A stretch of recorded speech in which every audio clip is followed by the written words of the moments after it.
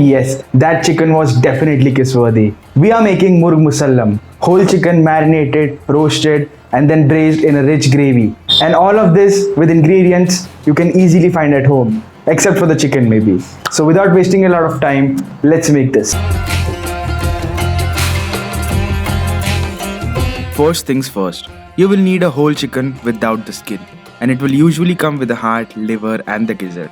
Don't throw it away, we will chop it up later and use it.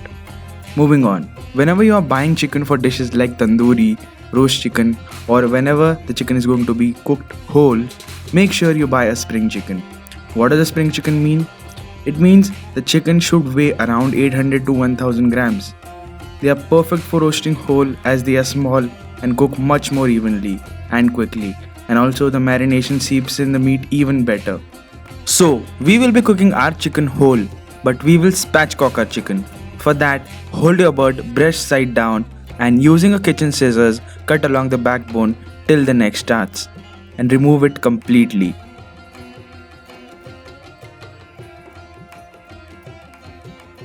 Now turn your bird and press on the chicken breast until you hear a snap sound and the breasts look relatively flatter.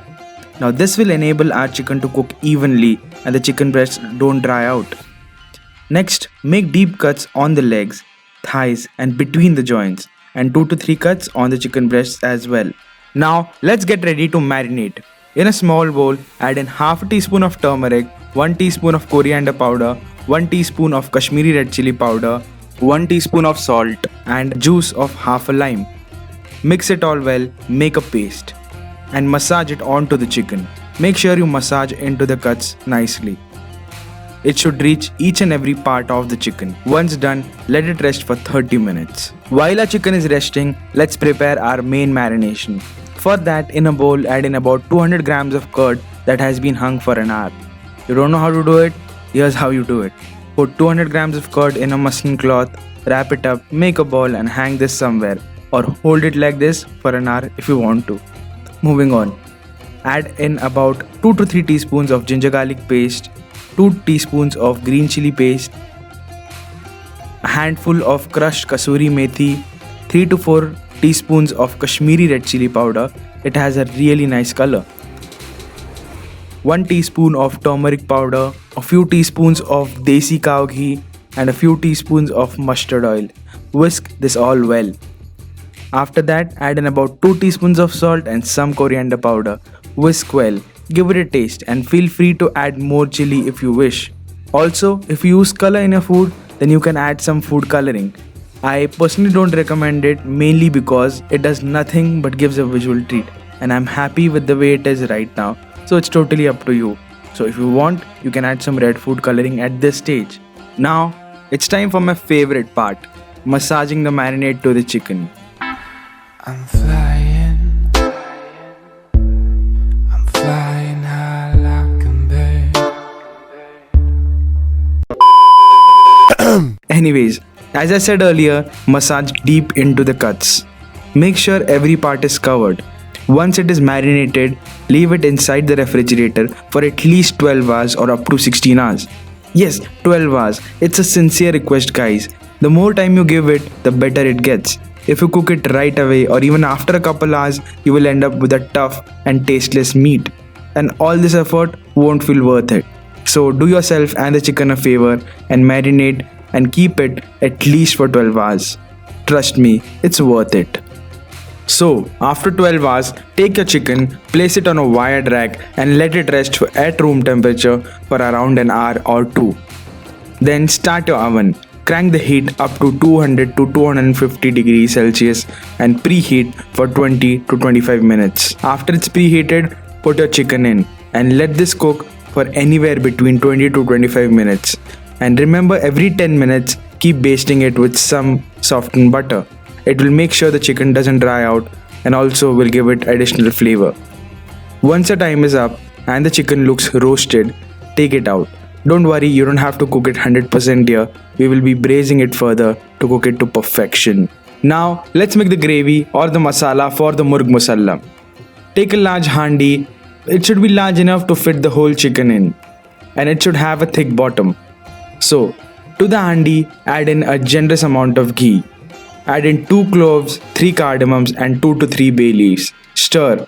Add in 3 teaspoons of ginger garlic paste and 1 to 2 teaspoons of green chili paste.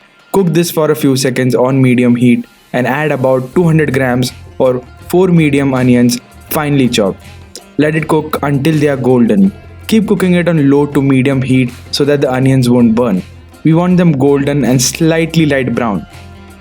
Once that stage has reached, add in the liver, heart and the gizzard that has been chopped fine. This step is completely optional, so if you're not a fan of them, skip it. But let me tell you, adding them gives the gravy a deep flavor that is unmatched. I would have shown the chopping, but it got a little bit too messy, so I cut it. Let me know in the comments below if you like messy stuff. I'll share the footage with you. Anyway, once all of the organs have been fried with the onions, add in the 3 usual spices. 3 teaspoons of Kashmiri red chili powder, 2 teaspoons of coriander powder and half a teaspoon of turmeric. Mix it all well and add in about 80 to 100 ml of whisked curd. It should not have any lumps. Mix it well and cook until all the water is evaporated and it releases oil from the sides. Now add in about 60 ml of warm water and cook further until it evaporates. Season the masala with 1 to 2 teaspoons of salt. Again add about 100 ml of water and let it boil.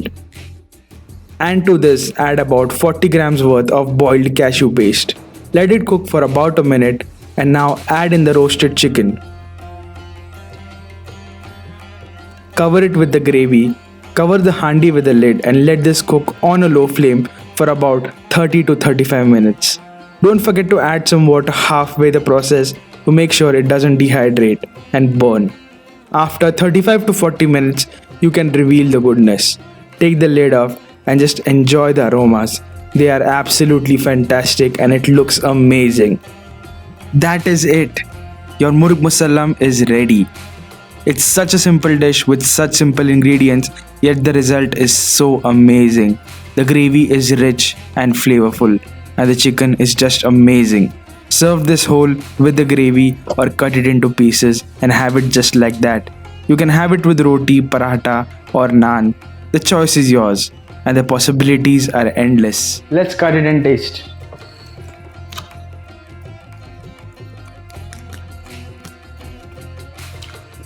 This is delicious. The spices are very mild. The flavor of the chicken is coming out perfectly. You couldn't ask for anything more. This is perfect. Try it. I'm telling you. Perfect.